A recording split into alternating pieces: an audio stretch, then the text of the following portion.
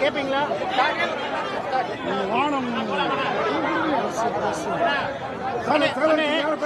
எல்லா கேள்விகளுக்கு பதில் சொல்றோம். ஒருத்தரா கேளுங்க, சத்தம் போட்டு பேச. நேற்று நடந்த திமுகவுடைய 30 விழால முதலமைச்சர் மு க ஸ்டாலின் பேசும்போது 3 முறை பாஜக ஆட்சியில் இருக்கு, ஆனா மோடி மஸ்தான் தமிழகத்தில் பலிக்காது அப்படின்னு தெரிவிச்சு என்ன சொல்லுங்க? நேற்று கரூர் மாவட்டத்தில் திராவிட முன்னேற்ற கழகத்தினுடைய முப்பெரும் விழா, அந்த விழாவை கரூர் மாவட்டத்தில் நேற்று நடத்தியிருக்கின்றார்கள். எனக்கு அதை பார்க்கும் பொழுது ஐயோ பாவம் என்றுதான் தோன்றியது. காரணம், இதே கரூர் மாவட்டத்திற்கு சுமார் 8 ஆண்டுகளுக்கு முன்பு அன்னைக்கு எதிர்க்கட்சி தலைவராக இருக்கக்கூடிய ஐயா ஸ்டாலின் அவர்கள் வந்த பொழுது அவர் பேசிய வசனம், இந்த மாவட்டத்தில் 2 திருடங்க இருக்காங்க. ஒரு பெரிய திருடன், அவர் பேர் செந்தில் பாலாஜி, சின்ன திருடன் செந்தில் பாலாஜியினுடைய தம்பி அப்படின்னு பேசிட்டு போனார். எனக்கு 8 ஆண்டுகள் கழித்து அதே கரூர் மாவட்டத்தில் அவர் மேடையில் பேசும் பொழுது உலகமகா உத்தமர் செந்தில் பாலாஜி, இந்த உலகத்திலேயே மிகச்சிறந்த ஒரு மனிதர் செந்தில் பாலாஜியினுடைய தம்பி சர்டிபிகேட் கொடுத்தார். இன்னைக்கு திமுகவினுடைய முப்பெரும் விழா இப்படித்தான் நடந்திருக்கு. எந்த மாவட்டத்தில் 8 ஆண்டுகளுக்கு முன்பு இருவருக்கு திருடர் பட்டம் கொடுத்தாரோ, ஊழல் பட்டம் கொடுத்தாரோ, இன்னைக்கு அதே மாவட்டத்தில் அந்த 2 பேர்த்த வச்சு அந்த விழாவை நடத்தியிருக்கும் பொழுது நமக்கு என்ன தெரியுதுன்னா, தமிழகத்தினுடைய முதலமைச்சர் ஐயா மு க ஸ்டாலின் அவர்கள் ஒரு மண் குதிரையின் மீது அமர்ந்து காவேரி கரையை நோக்கி போறார். 2026 தேர்தலுக்கு மண் குதிரையில காவேரி கரைக்கு போறாரு. அந்த வரக்கூடிய ஆற்று வெள்ளத்தில் மண் குதிரையெல்லாம் அடித்து போன பிறகு அவர் தப்பிப்பதே எனக்கு கஷ்டமா இருக்கு. அதனால் மேடையில் அமர்ந்து கொண்டு பாரதிய ஜனதா கட்சிக்கு பாடம் எடுக்கிறார், எப்படி இருக்க வேண்டும் என்று. பாரதிய ஜனதா கட்சி ஒரு நாளும் கூட தமிழக மக்களுடைய இதயத்தில் இடம்பெற்றுக் கொண்டிருக்கின்றோம். இந்த நிகழ்வும் ஒரு சாட்சி தான். அதனால் அந்த கரூர் மாவட்டத்தில் நடந்த முப்பெரும் விழாவே திமுக அரசில் சாராய காசில் நடத்தப்பட்ட விழா. சாராய மந்திரியாக 3 ஆண்டுகள் பணி செய்து அவர் சம்பாதித்த பணத்தில் தான் இன்னைக்கு கரூரில் இத்தனை ஆண்டு காலமாக இருக்கக்கூடிய திராவிட முன்னேற்ற கழகத்தினுடைய விழாவே நடக்குதுன்னா இதைவிட ஐயோ பாவம் என்று சொல்வதற்கு வேற என்ன சான்று வேண்டும்? ஆனால் முதலமைச்சர் அவர் கண்ணாடியில பார்க்கணும். எப்படிப்பட்ட ஊழல்வாதிகளை கட்சியில வச்சுக்கிட்டு, எப்படி சம்பாதிச்ச பணத்தை எல்லாம் வச்சுக்கிட்டு அதுல ஒரு விழா நடத்துறாரு. அந்த மேடையில ஏதோ ஒரு பெரிய சாதனையை செய்தது போல எங்களுக்கு அறிவுரை வழங்குறார். அதனால் முதலமைச்சர் அவர்களுக்கு எங்களுடைய தாழ்மையான வேண்டுகோள், ஐயா கண்ணாடியை பாருங்க, முகத்தை பாருங்க, எப்படிப்பட்ட ஊழல்வாதிகளை வச்சிருக்கீங்கன்னு பாருங்க. அதன் பிறகு பாரதிய ஜனதா கட்சிக்கு அறிவுரை கொடுக்கும். தமிழக காங்கிரஸ் தலைவர் செல்வ பெருந்தகை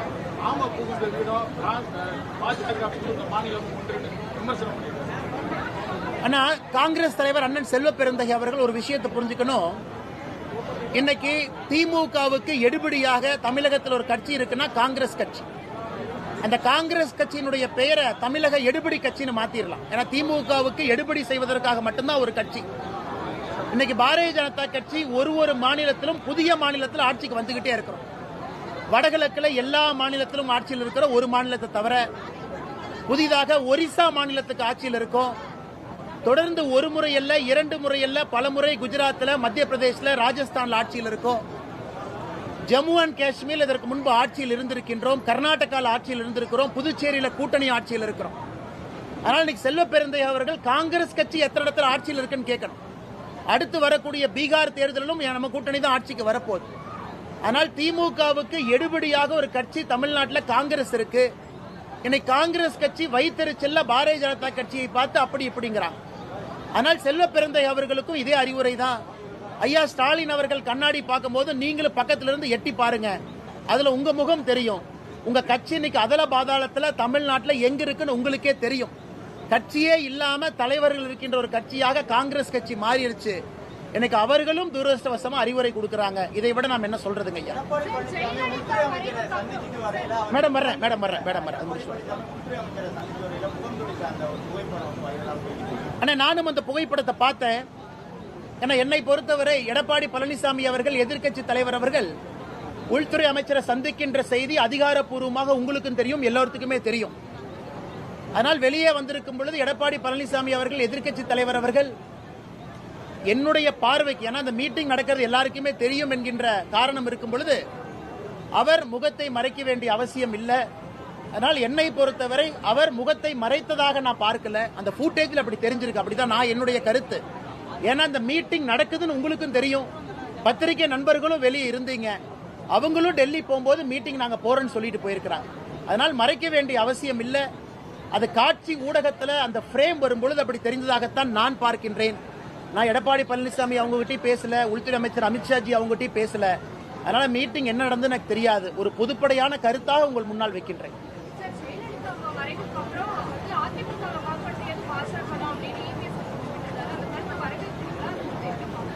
அந்த கருத்தை நான் வரவேற்கிறேன் மேடம். ஏன்னா அது சரித்திர உண்மை. அது இதில் மறைத்து பேசுவதற்கான எதுவுமே இல்லை. அதில் ஏன்னா எதிர்க்கட்சி தலைவர் திரு எடப்பாடி பழனிசாமி அவர்கள் அன்னைக்கு அதிமுக கட்சியை சில பேர் கபலீகரம் செய்வதற்கு முயற்சி செய்த பொழுது மத்திய பாரதிய ஜனதா கட்சியினுடைய ஆட்சி தான் உறுதுணையா இருந்தாங்க அப்படின்னு சொல்லி இருப்பது எல்லோருக்கும் தெரிஞ்ச ஒரு விஷயம்தான். இது நாங்க சொல்லியிருந்தா வேற மாதிரி பத்திரிகை நண்பர்களும் தமிழக மக்கள் எடுத்துக்குவீங்க.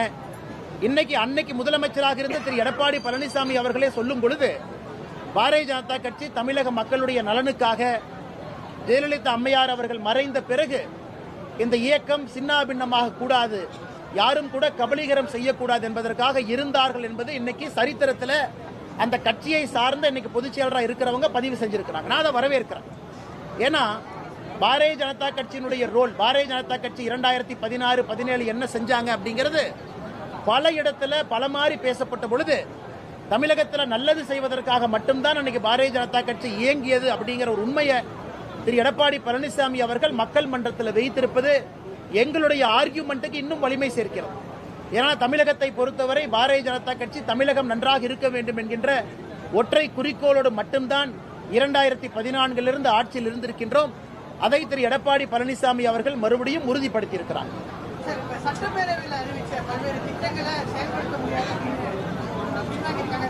ஆனா இன்னைக்கு சட்டப்பேரவையில் ஒரு அரசு திட்டத்தை அறிவிக்கும் பொழுதே சாதாரணமா அறிவிக்க மாட்டாங்க. அந்த துறையினுடைய செயலாளர் அந்த திட்டம் பாலிசி நோட் அதையெல்லாம் பார்த்து தயார் செய்த பிறகு சட்டமன்றத்துக்குள்ள மக்கள் சபையில ஒரு மந்திரி பெருமகன் எந்திரிச்சு நாங்க இந்த திட்டத்தை அறிவிக்கிறோம் சொன்னாங்கன்னா it's a word of the government.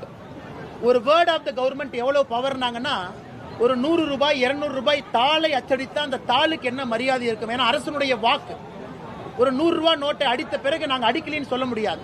அதனால மக்கள் மன்றத்தில் மந்திரி பெருமக்கள் எந்திரிச்சு இந்த திட்டத்தை கொண்டு வருகின்றோம் என்று அறிவித்த பிறகு எனக்கு 256 திட்டங்களை திராவிட முன்னேற்ற கழகத்தினுடைய அரசு எங்களால் செயல்படுத்த முடியாது, நாங்க இதை வாபஸ் வாங்கிக்கிறோம் சொல்றாங்கன்னா இந்த அரசு எப்படி நடந்து கொண்டிருக்கிறது என்பதற்கு இது ஒரு உதாரணம். அரசு தான் கொடுத்த வாக்கையே காப்பாற்ற முடியலனா எதற்காக அரசு கட்டில் அமர்ந்திருக்கின்றார்கள்? அதுவும் சட்டமன்றத்தில் கொடுத்த வாக்கு, தேர்தல் பிரச்சாரத்தில் கொடுத்த வாக்கு கிடையாது. பொதுப்படையாக பத்திரிகை நண்பர்கள் முன்பு கொடுத்த வாக்கு கிடையாது. அரசியல் மேடையில கொடுத்த வாக்கு இல்ல. சட்டமன்றத்தில் அந்த துறையினுடைய செயலாளர் அவங்க ஒப்பிகை எல்லாம் வாங்கி அந்த துறையினுடைய அமைச்சர் சபாநாயகர் முன்பு எதிர்க்கட்சி தலைவர் எதிர்க்கட்சி எம்எல்ஏக்கள் எல்லா எம்எல்ஏக்கள் இருக்கும் பொழுது அவங்க முன்னாடி சொன்ன வாக்கு என்பது GO கவர்மெண்ட் கெசட்ல போடப்பட்டது. இன்னைக்கு அதை பின்வாங்குறாங்க. அதை பார்க்கும் பொழுது திராவிட முன்னேற்ற கழகம் உண்மையாலுமே தமிழக மக்களுக்காக ஆட்சி செய்ய வேண்டும் என்கின்ற நோக்கத்தில் இருக்கிறாங்களா? அந்த நேரத்தில் மக்களுடைய கோபத்தை சமாளிப்பதற்காக ஏதாச்சும் ஒரு பொய்ய சட்டமன்றத்தில் சொல்லிட்டு தப்பிச்சுக்கலாங்கிற மாதிரி இருக்காங்களா? இன்னைக்கு 256 சட்டப்பேரவையில் அறிவித்த திட்டங்களை வாபஸ் பெறுவதை நாங்கள் கண்டிக்கின்றோம். அதை முதலமைச்சர் அவர்கள் வாபஸ் பெறுவதை திரும்ப பெற்று அந்த 256 திட்டங்களையும் அவங்க செயல்படுத்தக்கூடிய மற்ற திட்டங்களோடு இதையும் செயல்படுத்த வேண்டும் என்பது எங்களுடைய கோரிக்கை. சுற்றுப்பயணத்தில் பல்வேறு இடங்கள் செல்லும்போது அது சரியான முறையில் அனுமதி வழங்குகின்ற குற்றச்சாட்டு வைக்கிறாங்க. காவல்துறை ஆளுங்கட்சிக்கு அனுமதி வழங்குது, ஆனால் எங்களுக்கு அனுமதி வழங்க மாட்டேங்குது. கடுமையான கூட்டம் வரும்போது மக்களுக்கு பாதிப்பு ஏற்படுது. அண்ணா, திரு விஜய் அவர்களுடைய சுற்றுப்பயணத்தை பொறுத்தவரை அதிகமாக கூட்டம் வர்றாங்க, கூட்டம் வரல அப்படிங்கிறது ரெண்டாவது கருத்துங்கண்ணா. ஏன்னா மக்கள் இன்னைக்கு காட்சி ஊடகத்தை அவ்வளவு பாக்குறாங்க, நேரில் வர்றாங்க. கூட்டம் வந்தால் சந்தோஷம்தான். ஆனா வரக்கூடிய கூட்டம் எந்த விதமான பொது சொத்துக்கும் ஒரு பிரச்சனை ஏற்படுத்தாம, ஒரு பப்ளிக் ப்ராப்பர்ட்டியை டேமேஜ் பண்ணாம அமைதியான முறையில் வந்து கேட்டுவிட்டு செல்வதை நம்ம எல்லோரும் வரவேற்கணும். இன்னைக்கு தூத்துக்குடியில அவங்க அடுத்த கட்ட பயணத்திற்கு அனுமதி கோரிய பொழுது அந்த காவல்துறையினுடைய அதிகாரிகள்லாம் திருச்சியில் ஏற்பட்டிருக்கக்கூடிய பொது சொத்தினுடைய சேதத்தை சொல்லியிருக்கிறாங்க. அதெல்லாம் இங்கே நடத்தப்படக்கூடாது என்று. அதனால் இது 2 பேர்த்துக்கும் பொறுப்பு இருக்கு. விஜய் அவர்களுடைய கட்சிக்கும் பொறுப்பு இருக்கு, வரக்கூடிய கூட்டத்தை கட்டுக்கோப்பாக கொண்டு வந்து பொதுமக்களுக்கு இடையூறு ஏற்படுத்தாமல். அதே போல அரசுக்கும் ஒரு பொறுப்பு இருக்கு. ஏன்னா இன்னைக்கு ஒரு குறிப்பிட்ட நேரத்தில் அவங்க பர்மிஷன் கேட்கறாங்க, சனிக்கிழமை ஞாயிற்றுக்கிழமைன்னு கேட்கறாங்க. அதை கொடுப்பதற்கான முயற்சியில் அரசு இறங்கணும். இதுல பர்மிஷன் கொடுக்கல. எல்லா கட்சிக்கும் இதே பிரச்சனை தான். பாரதிய ஜனதா கட்சிக்கு என்ன பர்மிஷன் கொடுத்துறாங்களா? ஒரு அரசியல் கட்சியாக வளர வேண்டும் என்றால் இதையெல்லாம் சமாளிச்சாத்தானே ஆட்சிக்கே வர முடியும். இதையெல்லாம் சமாளிச்சாத்தானே ஜெயிக்க முடியும். இதை சமாளிப்பதற்கே விஜய் அவர்களுடைய கட்சி குட்டிக்கரணம் போட்டுட்டு இருக்காங்க. தொடர்ந்து அரசின் மீது ஒரு வழக்கு சொல்றாங்க அப்படின்னா அவர்கள் எந்த அளவுக்கு தன்னை தயார்படுத்திக் கொண்டிருக்கின்றார்கள் என்பது நமக்கு தெரியுது. அதனால் என்னை பொறுத்தவரை விஜய் அவர்களுடைய கட்சி அடுத்த கட்டம் செல்ல வேண்டும் என்றால் இதையெல்லாம் சமாளிச்சு தான் அவங்க வளரணும். அதனால அவங்களுடைய கூட்டத்தை அவங்க நடத்தணும். பொதுமக்களுக்கு பிரச்சனை இல்லாம, பொது இடத்துல பப்ளிக் சொத்துக்கு பிரச்சனை இல்லாம அவங்களுடைய கூட்டம் நடத்தப்பட வேண்டும்.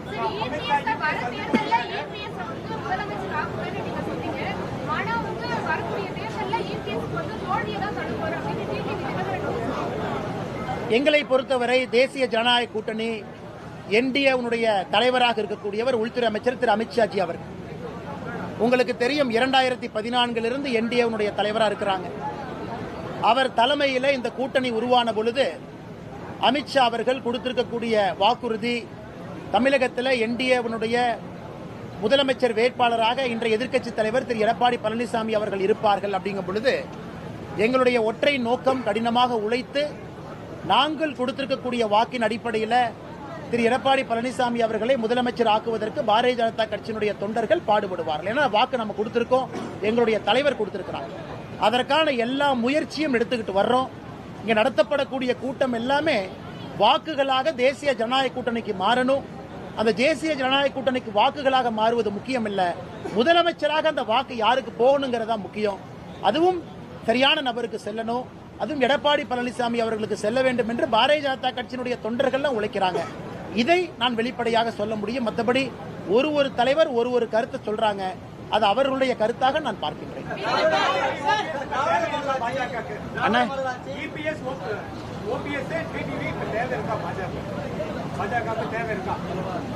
அண்ணா, ஒரு கூட்டணி எவ்வளவுக்கு எவ்வளவு வலிமையாக இருக்கிறதோ அவ்வளவுக்கு அவ்வளவு சந்தோஷம்.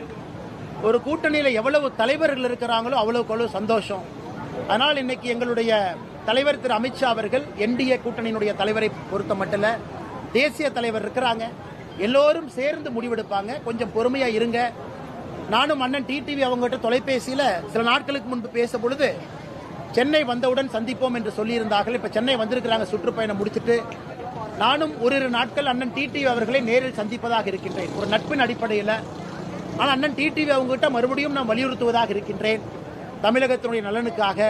அதனால் அண்ணன் நேரில் பார்த்துட்டு நான் உங்கள்கிட்ட பேசும்பொழுது மறுபடியும் நான் பேசுறேன்.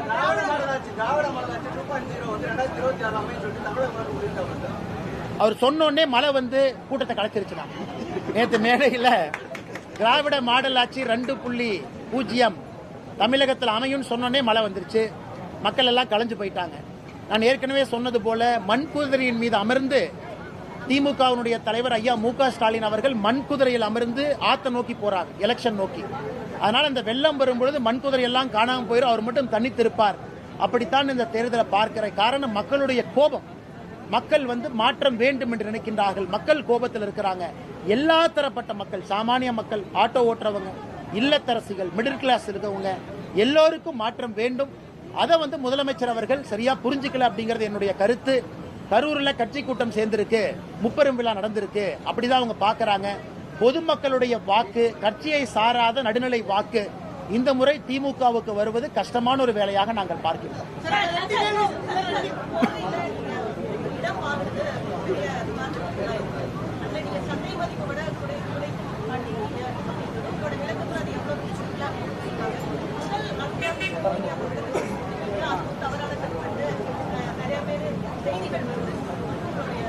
தமிழ்நாட்டில் ஒரு இளிச்சவாய் இருக்கா, அந்த இளிச்சவாயின் பேர் என்ன? அண்ணாமலை.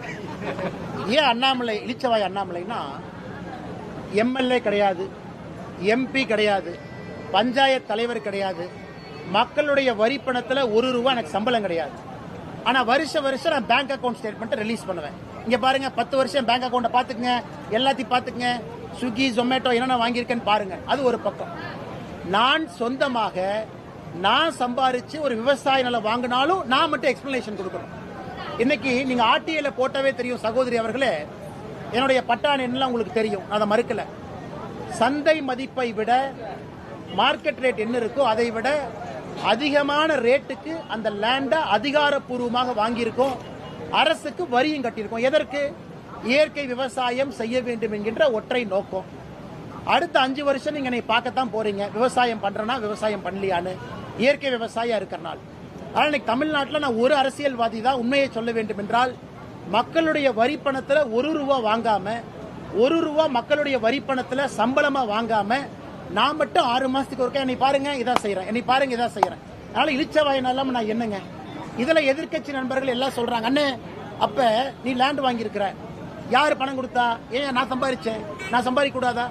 நான் இருக்கின்றேன், மனைவி இருக்கிறாங்க, குடும்பம் இருக்கிறாங்க, நாங்களாம் ரோட்ல சும்மாவா உட்கார்ந்து இருக்கிறோம்?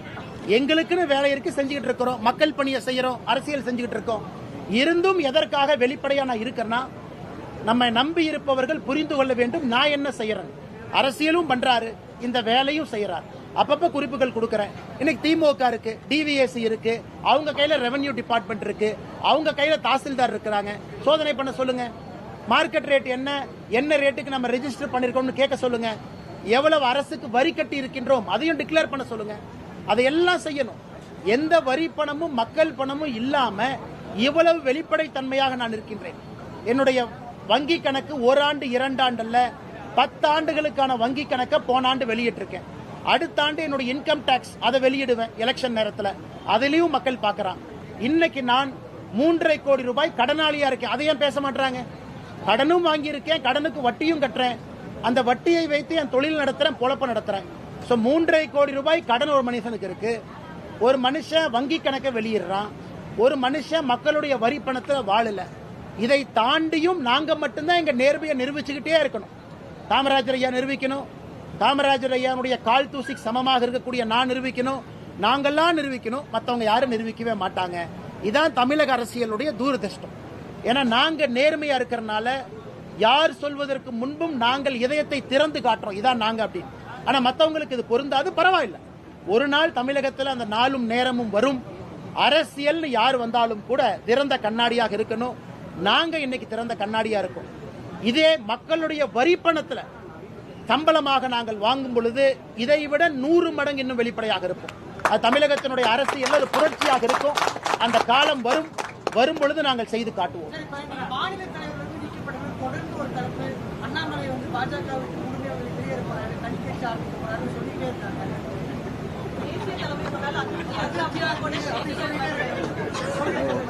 அண்ணே ஒரு விஷயம் நல்லா புரிஞ்சுக்குங்க அண்ணே. பாரதிய ஜனதா கட்சி என்பது தமிழகத்தில் இன்னைக்கு மாற்றத்திற்கான ஒரு கட்சி. இந்த கட்சினாலதான் மாற்றம் கொடுக்க முடியும் என்று நம்பி பல்லாயிரக்கணக்கான தொண்டர்கள், இளைஞர்கள் இந்த கட்சியில் இருக்காங்க. நானும் அதில் ஒருத்தன். காரணம் பாரத பிரதமர் நரேந்திர மோடி அவர்கள் என்கின்ற ஒற்றை மனிதன். அந்த மனிதன் இருக்கிறனால இந்த கட்சி எப்பொழுதுமே மாற்றத்தை நோக்கி இருக்கும். இல்லத்தில் இருக்கிற டெங்கு காய்ச்சல் என்னை பார்க்கறதுக்கு BL சந்தோஷ் அவர்கள் இல்லத்துல எங்கிட்ட வந்து பார்த்துட்டு ஒரு காஃபி சாப்பிட்டு, தம்பி நல்லா இருக்கியா அப்படின்னு கேட்டுட்டு போனா உடனே செய்தி போடுறீங்க, அண்ணாமலை அதிருப்தி, BL சந்தோஷ் இல்லத்துக்கு போய் கூட்டிட்டு வந்தாங்க. அடுத்து ஒரு கட்சியினுடைய 2-3 நிகழ்வுகள் வேற இடத்துக்கு நான் போகணும் அப்படின்னா இந்த நிகழ்ச்சிக்கு வரல, அதிருப்தி. அண்ணா இன்னைக்கு எனக்கு ஒரு சந்தோஷம் என்னன்னா, கட்சியினுடைய வேலைப்பளு என் மீது குறைவாக இருக்கு. அதனாலதான் இயற்கை விவசாயம் இதெல்லாம் பண்ண முடியுது. இல்லாட்டி நான் எப்படி இந்த வேலையெல்லாம் செய்வேன்? அதனால எனக்கு இந்த நேரம் தேவைப்படுகிறது. கட்சி வேலையும் செய்யணும், அதே நேரத்தில் என்னுடைய தனிப்பட்ட ஆசை ஒரு இயற்கை விவசாயமா இருக்கட்டும், ஒரு சிறு நிறுவனம் ஆரம்பித்து புதுசா ஸ்டார்ட் அப், எப்படி அண்ணன் ஆட்டோக்கெல்லாம் பணம் கொடுத்த மாதிரி எனக்கும் அது போல சிறு குறு தொழில் செய்வங்களுக்கு ஒரு ஆரம்ப கால கடன் கொடுக்க வேண்டும் என்கின்ற ஆசை. அதற்கான வேலையில் இருக்கேன். ஏன்னா அவங்க தான் முதலாளிகளாக வந்தால்தான் வேலை வாய்ப்பு உருவாக்க முடியும். அதனால் முழு நேர அரசியல்வாதி என்பதிலிருந்து கட்சி கூப்பிடும் பொழுது, கட்சிக்கு நேரம் கொடுக்கும் பொழுது நேரம், அதை தாண்டி என்னுடைய தனிப்பட்ட விஷயங்களுக்கும் நேரம் கொடுக்கிறேன். சந்தோஷமா இருக்கிறேன், நிம்மதியா இருக்கிறேன். அதனால் ஆப்பிளையும் ஆரஞ்சையும் மாம்பழத்தையும் எல்லாத்தையும் சேர்த்து கலந்து ஒரு ஜூஸ் அடிச்சு புதுசா அந்த ஜூஸை விற்க வேண்டாம். நான் பாரதிய ஜனதா கட்சியில தொண்டனாக பெருமையோடு பயணித்துக் கொண்டிருக்கிறேன்.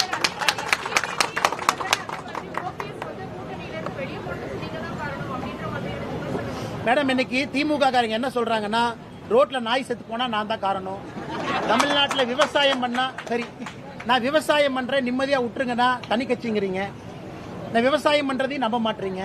அதனால நான் என்னதான் செய்யறது நீங்களே சொல்லுங்க.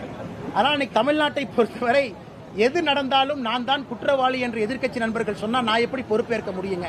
அதனால என்னை பொறுத்தவரை அமைதியா என் வேலையை பார்க்கிறேன். யாராவது டிடிவி என்ன வெளியேறினதுக்கு நான் தான் காரணம் என்று நினைத்தால் அந்த நண்பர்களுக்கு டிடிவி அவர்கள் எப்படிப்பட்ட அரசியல்வாதி என்று தெரியல, அண்ணாமலையும் எப்படிப்பட்ட மனிதன் என்பது அவங்களுக்கு புரியல. டிடிவி அவர்களை பொறுத்தவரை அவருடைய சொந்த நிலைப்பாடு அந்த கட்சிக்காக அவர் எடுக்கிறார். இந்த கட்சி நன்றாக இருக்க வேண்டும், கூட்டணி நன்றாக இருக்க வேண்டும் என்று நான் பாடுபடுறேன். அடுத்த 2 நாட்கள்ல டிடிவி அவர்களை சந்திக்கத்தான் போறேன். ஏன்னா நட்பின் அடிப்படையில், ஏன்னா ரொம்ப நாளைக்கு முன்னாடியே கேட்டேன்னா பார்க்கணும்னு அவர் சுற்றுப்பயணத்தில் இருந்தார். டிடிவி அவர்கள் நட்பின் அடிப்படையில் பார்த்து அவருக்கு என்னால் சில விஷயங்களை நான் சொல்ல முற்பட்டாலும் கூட அதற்கும் காரணம் நான் தான் எழுதுவீங்க. அதனால் இது அனைத்துமே கட்டுக்கதை, வதந்தி, புரளி. நான் சில பேர்த்துக்கிட்ட நட்போடு இருக்கின்றேன், அரசியலை தாண்டி. அந்த நட்போடு இருப்பதற்கு ஒரு அடையாளம் என்னன்னா, பாரதிய ஜனதா கட்சி கஷ்டத்தில் இருக்கும் பொழுது நம்மோடு பயணம் செய்தவர்கள் டிடிவி அவர்கள், அண்ணன் ஓபிஎஸ் அவர்கள். அந்த நட்பு எப்பொழுதும் தொடரும். அவர்களுடைய அரசியல் நிலைப்பாடு வேறாக இருந்தாலும் கூட எங்களுக்குள்ள இருக்கக்கூடிய நட்புல எந்த மாற்றம் வராது. அதையும் அரசியலையும் குழப்பிக் கொள்ள வேண்டாம். ஆனா ஓபிஎஸ் அண்ணன் எப்பவுமே பாப்பாங்கன்னா, ஓபிஎஸ் அண்ணன் எப்பவும் அடிக்கடி பாக்குறதா, கண்டிப்பா ஓபிஎஸ் அண்ணையும் பார்ப்பேன். அரசியல் வேறு, கூட்டணி வேறு, நட்பு வேறு. பார்க்கும் பொழுது என்னுடைய கருத்தை நான் சொல்ல போறேன், அவங்க கருத்தை அவங்க சொல்ல போறாங்க. இது ஒரு ஆரோக்கியமான அரசியலை தான் பாக்குறேன். இன்னைக்கு கூட்டணியில் இல்ல, நான் கையெடுத்து கும்பிட மாட்டேன், வணக்கம்னு சொல்ல மாட்டேன், நான் பார்க்க மாட்டேன்னா எப்படிப்பட்ட அரசியல்வாதி நாங்க? காற்று மாறும், காலம் மாறும், என்ன வேணாலும் நடக்கலாம். அதனால என்னை பொறுத்தவரை அந்த நட்பு முக்கியம் என்று நினைக்கக்கூடிய மனிதன் நான்.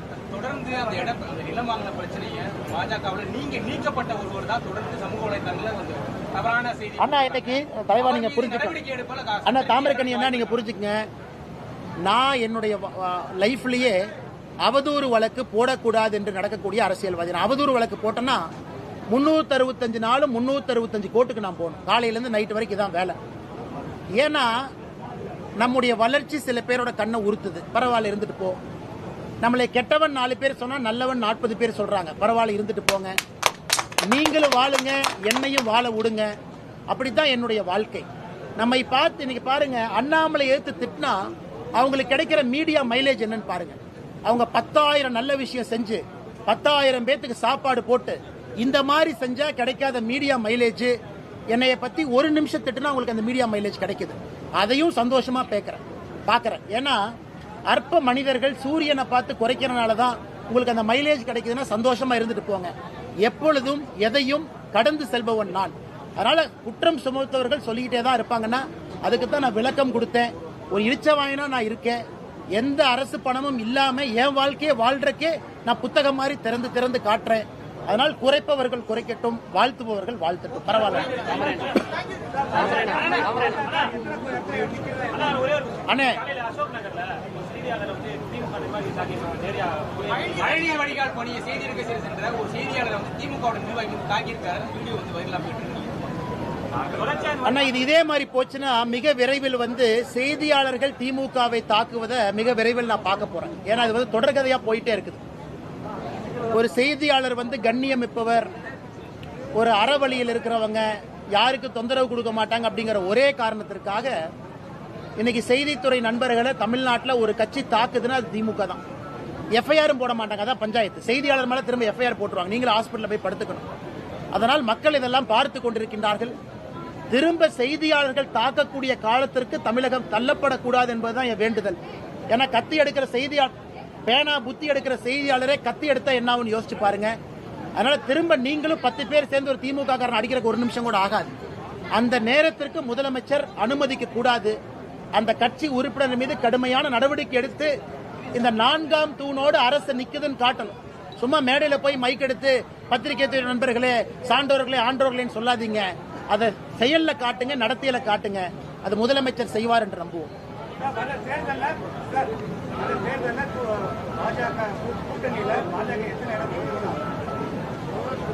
அண்ணே பொறுத்திருப்போம், நேரம் வரும்போது பேசுவோம்.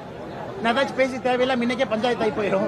கொஞ்சம் பொறுமையா இருக்கும். தொடர்ந்து நீங்க மத்திய தலைமையில் இருக்கிறவங்களை சந்திக்கல, திருமண நிகழ்ச்சி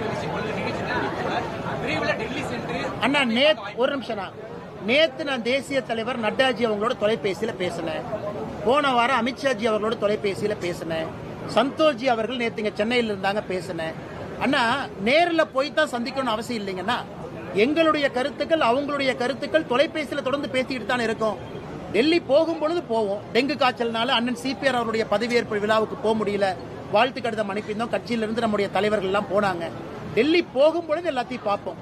டெல்லி சும்மா டெல்லியிலேயே உட்கார்ந்துருக்கணும், டெல்லியிலேயே தான் இருக்கணும்னா அப்புறம் தமிழ்நாட்டில் எதுக்கு நம்ம கட்சி நடத்துறோம்? தமிழ்நாட்டு மக்களுக்காக நடத்தப்படக்கூடிய கட்சி தேவை இருக்கும் பொழுது, அழைப்பு கொடுக்கும் பொழுது டெல்லி போய் பார்த்துட்டு வர்றோம். அதுக்கு காங்கிரஸ் கட்சி மாதிரி டெல்லியிலேயே டோரா போடக்கூடிய தலைவன் நான் கிடையாது. தமிழ்நாட்டு மக்களுக்காக உழைக்கின்றோம். டெல்லியில் இருக்கக்கூடிய தலைவர்கள் கைடு பண்றாங்க, வழி நடத்துறாங்க. எங்கெல்லாம் வார்க்கு கிடைக்கும் போதே பார்ப்போம். அதுக்கு நான் வாரம் நான் டெல்லி போகணும்னு நினைச்சா எப்படிங்கண்ணா? நன்றி அண்ணா. அண்ணா கொஞ்சம் சாப்பிட்டு போங்கண்ணே, சாப்பிட்டு போங்க அண்ணா. அவங்களை யார்